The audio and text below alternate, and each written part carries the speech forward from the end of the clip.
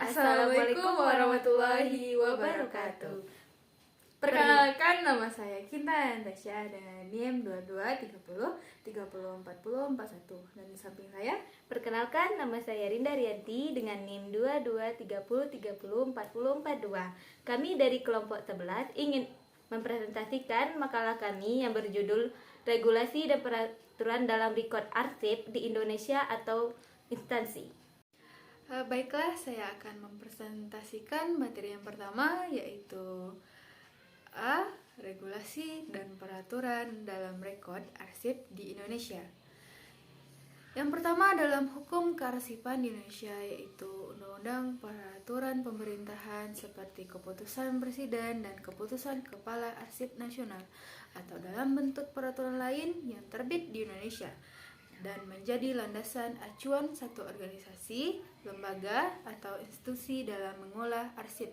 Berikut undang-undangnya. Yang pertama, Undang-Undang Nomor 7 Tahun 1971 tentang ketentuan pokok kearsipan pada lampiran yang pertama. Yang kedua, Undang-Undang No 20 Tahun 1961 tentang tugas kearsipan dan lapangan pekerjaan dokumen dan pustakaan dalam lingkungan pemerintahan Presiden Republik Indonesia. Yang ketiga, Undang-Undang No 8 Tahun 1997 tentang dokumen perusahaan pada lampiran yang kedua.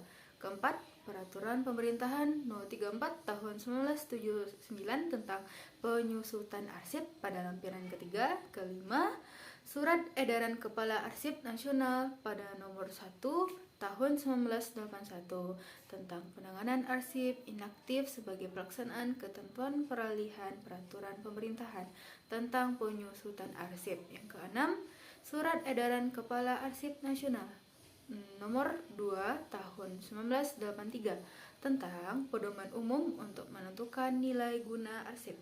Yang ketujuh, Peraturan Pemerintahan No 87 tahun 1999 tentang tata cara penyerahan dan pemusnahan dokumen perusahaan pada lampiran yang keempat. 8. Peraturan Pemerintahan No 88 tahun 1999 tentang tata cara pengalihan dokumen perusahaan ke dalam mikrofilm atau media lain dan legalisasi pada lampiran yang kelima. Kesembilan, Instruksi Presiden Republik Indonesia No 3 Tahun 2003 tentang kebijakan dan strategi nasional pengembangan ekofarm. Yang ke-10, yaitu yang terakhir, Keputusan Presiden Republik Indonesia No 105 tentang tahun 2004 tentang pengolahan arsip statis pada lampiran yang ke-6. Dan selanjutnya, penjabaran salah satu undang-undang. Yang pertama yaitu adalah Undang-Undang No 20 Tahun 1961 tentang tugas, kewajiban, dan lapangan pekerjaan, dokumentasi, dan perusahaan dalam lingkungan pemerintahan Presiden Republik Indonesia. Dalam undang-undang ini dibahas tentang A. Definisi tentang dokumentasi pustaka. B. Tugas kewajiban dokumentasi. Dalam hal ini lebih memberi penjelasan lebih kepada pustakaan dan dokumentasi. Kemudian masuk ke poin B. Pengolahan surat menyurat di perguruan tinggi. Kegiatan pengolahan surat-surat masuk dalam dan keluar di perguruan tinggi dan diusahakan agar bisa memberikan pedoman yang operasional. Adapun susunannya meliputi hal-hal seperti berikut. Yang pertama, pengolahan surat menyurat. Yang kedua, pembakuan sarana pesuratan dinas. Yang ketiga, organisasi pengolahan surat menyurat. Yang keempat, pedoman pengolahan surat masuk. Yang kelima, pedoman pengolahan surat keluar. Yang keenam, pedoman penataan berkas surat dinas. Yang ketujuh, pedoman penyusutan berkas surat dinas. Pada pembahasan ini diberikan beberapa lampiran mengenai kelengkapan penjelasan, dan juga pembahasan ini secara pokok akan menyajikan penjelasan-penjelasan sejauh menyangkut pengertian-pengertian yang perlu dibakukan. Yang pertama, Administrasi adalah segenap proses penyelenggaraan kegiatan dari usaha kerjasama. Yang kedua, tata usaha ialah segenap kegiatan pengolahan surat menyurat. Yang ketiga, perguruan tinggi. Yang dimaksud di sini ialah semua perguruan tinggi yang berada dalam lingkungan Departemen Pendidikan Kebudayaan. Yang keempat, fakultas adalah satu atau sekelompok bidang ilmu tertentu untuk program sarjana. Yang kelima, lembaga penelitian adalah unsur pelaksanaan universitas atau institut di bidang penelitian. Yang keenam, lembaga pengabdian pada masyarakat adalah unsur pelaksanaan universitas atau institut di bidang pengabdian pada masyarakat. Yang ketujuh, instalasi adalah sarana fisik yang menunjuk universitas atau institut di bidang pendidikan dan pengajaran. Kedelapan, unit pelaksanaan teknik adalah sarana penunjang teknik yang merupakan perangkat kelengkapan universitas atau institut. Yang kesembilan, Biro Administrasi Akademik dan Kemahasiswaan adalah sarana pelaksanaan teknik dan administratif dalam pelaksanaan pendidikan dan pengajaran. 10. Biro Administrasi Umum adalah sarana pelaksanaan staf bidang administrasi untuk umum yang merupakan jabatan struktura. Sekian dari saya. Baiklah, saya akan melanjutkan materi yang sebelumnya, yaitu materi yang ketiga, C. Pembekuan sarana persuratan dinas. Yang pertama, jenis surat. Terdapat surat dinas, nota dinas, memorandum, surat pengantar, surat kawat, surat edaran, surat undangan, surat keputusan, instruksi, surat tugas, dan pengumuman. Yang B. Susunan, penyusunan, dan pengetikan serta model. Yang pertama itu surat dinas. Penggunaan bahasa pada dasarnya membuat surat sama dengan pengarang. Oleh karenanya, maka semua ketentuan mengenai karangan dan komposisinya berlaku juga untuk surat. Ketentuan-ketentuan itu antara lain yaitu yang pertama, penggunaan bahasa Indonesia yang baik dan benar harus dilakukan. Yang kedua, gaya bahasa dalam surat hendaknya sederhana, sopan, lugas, dan menarik. Yang ketiga, sejauh mungkin dikurangi penggunaan kata asing kecuali yang memang belum ada padanannya dalam bahasa Indonesia. Susunan surat dinas terdiri dari 3 bagian, yaitu yang pertama kepala surat, yang kedua isi surat, yang ketiga kaki dan penutup surat, yang kedua nota dinas. Nota dinas merupakan salah satu alat komunikasi kedinasan antar pejabat atau unit organisasi di lingkungan perguruan tinggi yang bersangkutan yang sifatnya meminta penjelasan dan keputusan. Susunan nota dinas terdiri dari 3 bagian, yaitu kepala nota dinas, isi nota dinas, kaki nota dinas. Yang ketiga ada memorandum atau memo. Memorandum merupakan salah satu alat komunikasi di lingkungan perguruan tinggi yang sifat penyampaiannya tidak resmi. Isi memorandum dapat ditulis tangan atau diketik. Susunan memorandum terdiri dari 3 bagian, yaitu kepala memo, isi memo, kaki memo. Yang keempat, surat pengantar. Surat pengantar adalah surat yang digunakan untuk mengantarkan sesuatu, adapun bentuknya dapat berupa surat biasa atau lembar formulir. Pada saat pengantar yang berbentuk surat, biasa berlaku ketentuan-ketentuan seperti yang berlaku untuk surat dinas. Sedangkan surat pengantar yang lainnya yaitu yang berkolom-kolom. Susunannya terdiri dari 3 bagian, yaitu kepala surat pengantar, isi surat pengantar, kaki surat pengantar.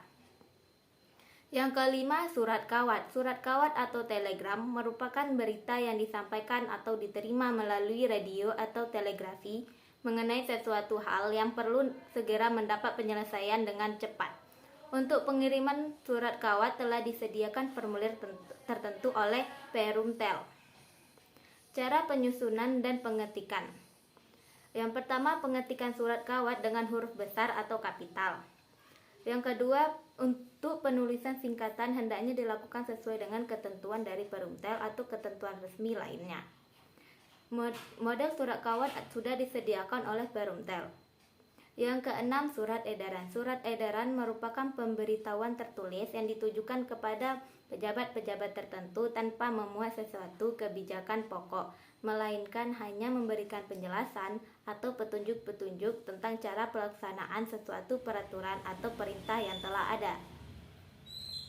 Susunan surat edaran terdiri dari 1. Kepala surat edaran, 2. Isi surat edaran, 3. Kaki surat edaran. Yang ketujuh, surat undangan. Surat undangan merupakan surat pemberitahuan yang meminta agar orang yang bersangkutan datang pada waktu, tempat, dan acara yang ditentukan. Susunan surat undangan terdiri dari 3 bagian, yaitu kepala surat undangan, isi surat undangan, kaki surat undangan. Yang ke-8, surat keputusan. Susunan surat keputusan terdiri dari kepala surat keputusan, nomor, perihal atau tentang keputusan, nama jabatan pejabat yang berwenang mengeluarkan keputusan, konsideran, diktum, kaki surat keputusan, distribusi.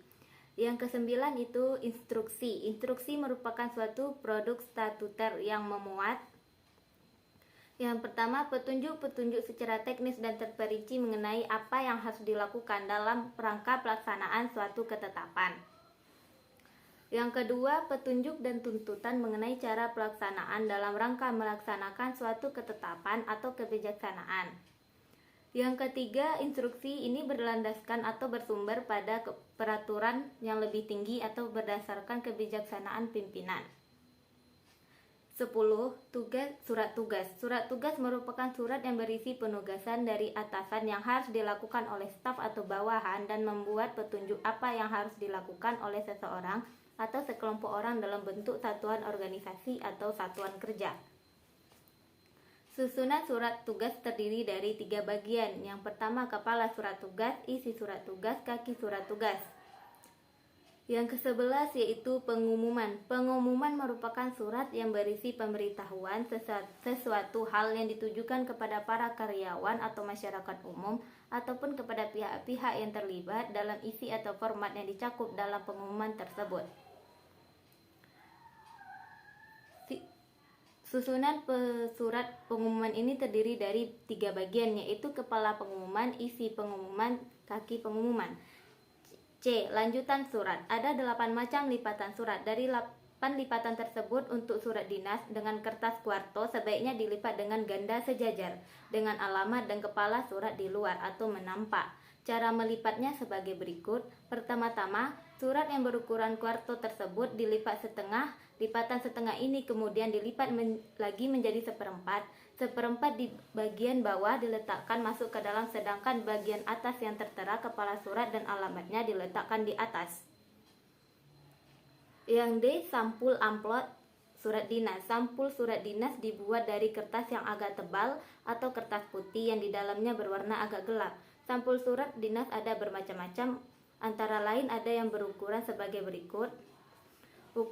Ukuran 12,5 x 12,5 cm, ukuran 12 x 24 cm, ukuran 15 x 34 cm, ukuran 25 x 35 cm, ukuran 9,5 x 14,5 cm.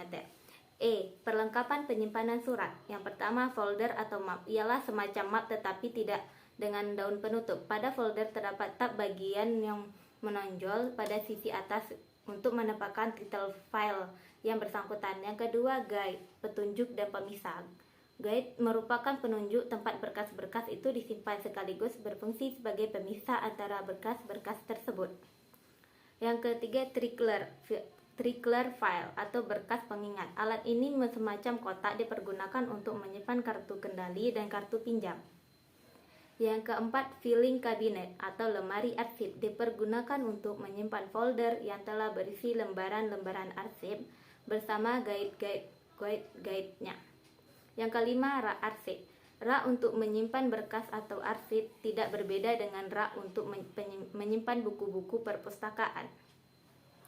Yang keenam, box atau kotak. Alat ini terbuat dari kertas tebal atau karton tertutup, dipergunakan untuk pengganti filing kabinet bagian arsip-arsip inaktif di tempat penata arsip pusat.